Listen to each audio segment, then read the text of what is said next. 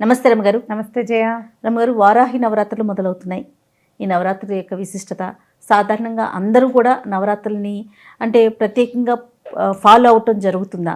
కొంతమంది మాత్రమే చేస్తారా? ఏంటిది వారాహి నవరాత్రులు? అంటే గుప్త నవరాత్రులు అని చెప్పబడతాయి. గుప్త నవరాత్రులు సాధారణంగా మనం 2 నవరాత్రులు భారతదేశం అంతా చేయబడుతుంది. అందరూ సార్వజనీనంగా వీరు వారు చిన్న పెద్ద తేడా లేకుండా, కుల విచక్షణ లేకుండా చేస్తాం. చైత్ర నవరాత్రులు శ్రీరామనవమి కోసం, శరన్నవరాత్రులు, తర్వాత దేవి నవరాత్రులు, శరన్నవరాత్రులు ఆశ్వేజ మాసంలో చేసుకుంటాం. ఈ 2 అందరూ పాటిస్తారు, చేసుకుంటారు. తెలిసినవి, ప్రఖ్యాతమైనవి, సులువుగా ఆచరించదగినవి. ఈ 2 కాకుండా ఇంకో 2 నవరాత్రులు ఏం చెప్తారు? గుప్త నవరాత్రులుగా చెప్తారు. అది అందులో ఒకటి వారాహి నవరాత్రులు, రెండోది శ్యామల నవరాత్రులు. ఈ వారాహి కానీ శ్యామల కానీ వీళ్ళిద్దరూ ప్రత్యేకమైన దైవాలుగా చెప్పబడతారు. ఇది గుప్త నవరాత్రులు అని ఎందుకు చెప్తారంటే, ఎవరైతే ఈ రకమైన మంత్ర అనుష్ఠానం చేస్తారో వారు మాత్రమే ఆచరించుతారు. కానీ సార్వజనీనంగా అందరూ చేయవలసిందేనన్న నియమము లేదు, చేయగలిగే అవకాశాలు సాధారణంగా ఉండవు. ఇవి మఠాలు, పీఠాలు, దేవాలయాలు అలా ప్రత్యేకంగా అక్కడ మాత్రం నిర్వహించబడతాయి. మనం అందరం మామూలుగా దర్శనం చేసుకోవచ్చు, ప్రసాదం తీసుకోవచ్చు. దానికి ఏ తప్పు భయము లేదు. తప్పే కాదు, భయం కూడా లేదు. అయితే ఈ వారాహి నవరాత్రులు ఇటీవల ఒక 4-5 సంవత్సరాలుగా బాగా అంటే ట్రెండింగ్లో ఉన్న జేజి వారాహి ప్రాచుర్యంలోకి వచ్చింది. అందరూ చేసుకోవచ్చా, ఇది మీరు చెప్పలేదా, మీరు ఎందుకు చెప్పరు, ఇలాంటివి ఏవేవో అడుగుతారు. ఇది వరకు అయితే లేదు, ఇప్పుడు బాగా ప్రాచుర్యంలోకి వచ్చారు. మనం అట్లాగే చేస్తామమ్మా. అవును. మనం ఎప్పటికప్పుడు ఇప్పుడు ఇది తప్పు, ఇది వరకు లేదు, ఇప్పుడు ఎందుకు చెయ్యాలి అంటే మనకి సంతోషమాత తెలీదు, సాయిబాబా తెలీదు, తర్వాత కదా ఇటీవల కాలంలో ప్రాచుర్యంలోకి రావటం వల్ల జరుగుతాయి ఇలాగే.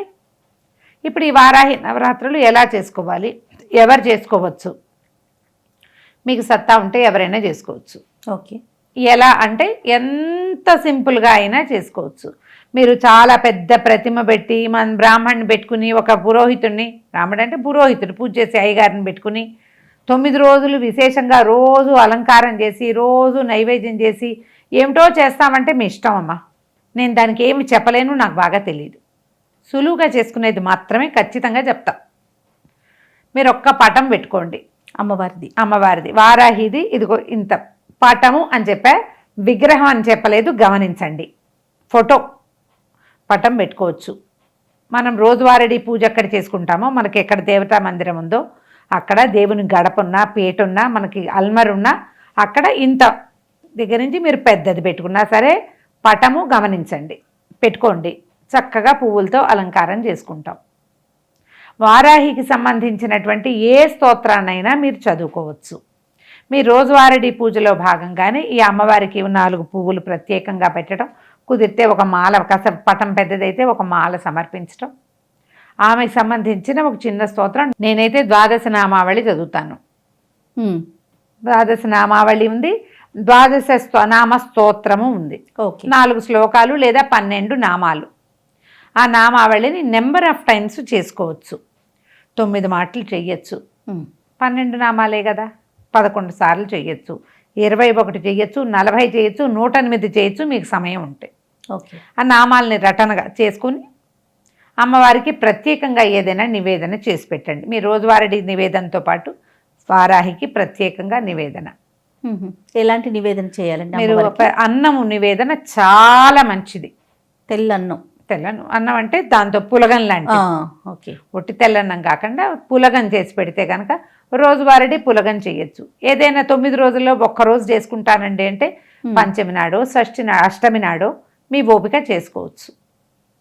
9 రోజులు ఒట్టిగా చదువుకుంటానంటే ఒక్కసారి చదువుకోండి 12 నామావళి. ఇవి ప్రత్యేకమైనవి, మంచివి. ఏంటంటే దైవ సాన్నిధ్యం కలిగిన రోజులు ఇవి. అవును, సన్నిధానం ఉంటుంది. ఈ రోజుల్లో అమ్మవారు సుప్రసన్నంగా ఉంటుంది, పిలిస్తే పలుకుతుంది. మరి పిలిచి ఏదైనా మనం సమాధానం పరచుకోవచ్చు కదా మనం. అవును, అందుకు చేసుకోవచ్చు. అన్న నివేదన మంచిది. ఒకవేళ లేదు మీకు కుదరదు, అట్లా పళ్ళు నివేదన పెట్టండి, పాలు పెట్టండి, పానకం పెట్టండి. ఏదైనా పెట్టచ్చు. షోడశోపచారాలు చేసుకుంటాము అంటే కనుక మీకు గౌరీ పూజ అవి అలవాటు ఉన్న వాళ్ళు లక్ష్మీ పూజ గౌరీ పూజ ఉంటే షోడశ అర్చనలు చెప్తాం కదా మన ఉపచారాలు. ఆ ఉపచార మంత్రం చెప్పి వారాహి నామధేయం చెప్పుకుని ఉపచారం చెప్పుకోవచ్చు. మీకు చేత వస్తే. చేత కాదు నేను చెప్పినట్టు చేసేయండి సింపుల్గా. వారాహిని అర్చిస్తే భూ సంబంధమైన సమస్యలు తొలగుతాయి, పరిష్కారాలు అవుతాయి. మనకి ఇల్లు వాకిలి కుదరటం లేదు, ఇల్లు కుదురుతుంది. ఇంట్లో ఏదో స్టెబిలిటీ లోపంగా ఉంటుంది, ఎప్పుడు కొట్లాటలు అవుతూ ఉంటాయి, శాంతి లేదనిపిస్తుంది. ఆ సమస్య వారాహి వల్ల తీరుతుంది. సాయంకాలం చేస్తే చాలా మంచిది. మేము ఎక్కడికో తిరుపతిలో ఒక దేవస్థానానికి వెళ్ళాం. దేవస్థానం అనకూడదు, ఒక పీఠం. ఏదో వెతుక్కుంటూ వెళ్తే అక్కడ ఏదో కనపడిందని వెళ్ళేసరికల్లా లోపల అమ్మవారిని ప్రతిష్ఠ చేసి ఉంచారు. ఎంత బాగుందో వారాహి. మేము ఏదో మాట్లాడుకున్నాం అక్కడ ఒక ఆయన స్వామీజీ జపం చేసుకుంటున్నారు. అమ్మ మాట్లాడిపోకండి, అమ్మవారు పగలు నిద్రిస్తుంది అని చెప్పారు. ఆవిడ పగలు నిద్రలో ఉంటుంది, మాట్లాడకుండా ఉండాలి, నిశ్శబ్దంగా ఉంచాలమ్మా అన్నారు. ప్రతిష్ట ఉంటే అది పొద్దున సాయంకాలం 2 పూట్లా చేసుకోండి కుదిరితే, లేదా సాయంత్రం చాలా మంచిది. ఆయన చెప్పారు ఆ మాట. నాకు తెలీదు, ఆయనే చెప్పారు రాత్రులు మెలకుగా ఉంటుంది అని. సాయంత్రం చీకటి పడ్డాక దీపారాధన చేసుకోవటం. ఇవి నువ్వు 9 సార్లు 5 సార్లు మీకు చేత వచ్చినన్ని సార్లు నామావళి చదువుకుని ఏదైనా చక్కగా నివేదన పెట్టుకోండి. 9 రోజులు చేసుకుంటే కనుక మీకు దేవి సుప్రసన్నంగా అమ్మవారు ఉన్న సమయంలో మనకి వరాలు అనుగ్రహిస్తుంది, మానసికమైన ప్రశాంతత లభిస్తుంది. నా వరకు నేను అనుకుంటా స్టెబిలిటీ లభిస్తుంది మనుషులకి అని అనుకుంటాను నేను.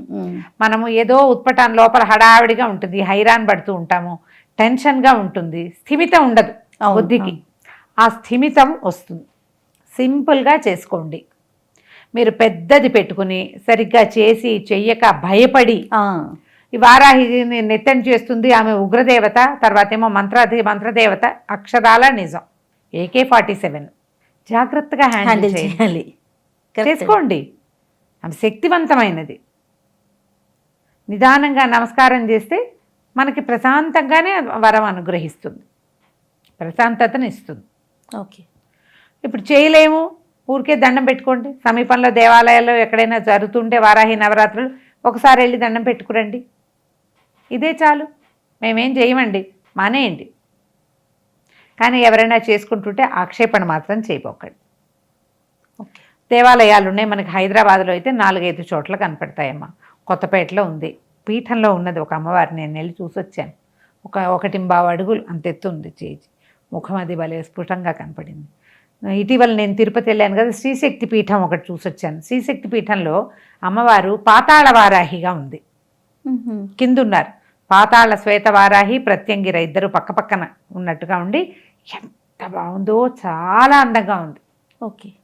మనకి హైదరాబాద్లో కూడా కనపడతాయి. మీ ప్రాంతాల్లో ఎక్కడైనా వారాహి అమ్మవారిని ప్రతిష్ఠ చేసి ఉంటే అది చాలా పవర్ఫుల్ మంత్రాలతోటి ప్రతిష్ఠ చేయబడుతుంది. ఆమె దర్శనమే అదృష్టం. వెళ్ళి ఒకసారి దర్శనం చేసుకుని రండి. అవకాశం ఉంటే చేసుకోండి. అక్కడికి వెళ్ళినప్పుడు మనకి ద్వాదశ నామావళి ఏముంది, నోటికి వచ్చేస్తుంది కదా, అవునవును, చిన్నది కదా, చక్కగా నామావళి చెప్పుకోండి, సరిపోతుంది, చేసుకోవచ్చు. అంత భయపడక్కర్లేదు అని చెప్తున్నాను నేను. రైట్. నమస్తే. నమస్తే జయ. And for more videos, please subscribe to iDream. Please subscribe to iDream. Please subscribe iDream. And please subscribe to iDream. For more videos, subscribe to iDream. please like, share and subscribe to the channel. Congratulations, iDream. Subscribe to iDream. Subscribe to iDream.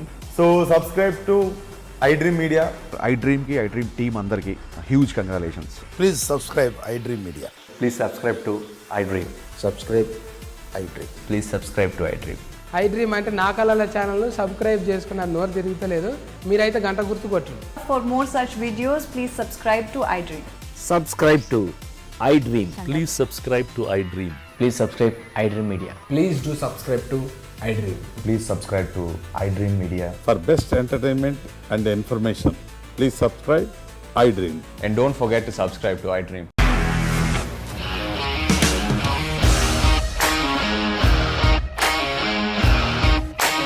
ఇండస్ట్రీలో commitment issues వస్తే నీకు కూడా వచ్చినట్టు. Morning తీసుకెళ్ళాలంటే కొట్టి పడేస్తారు.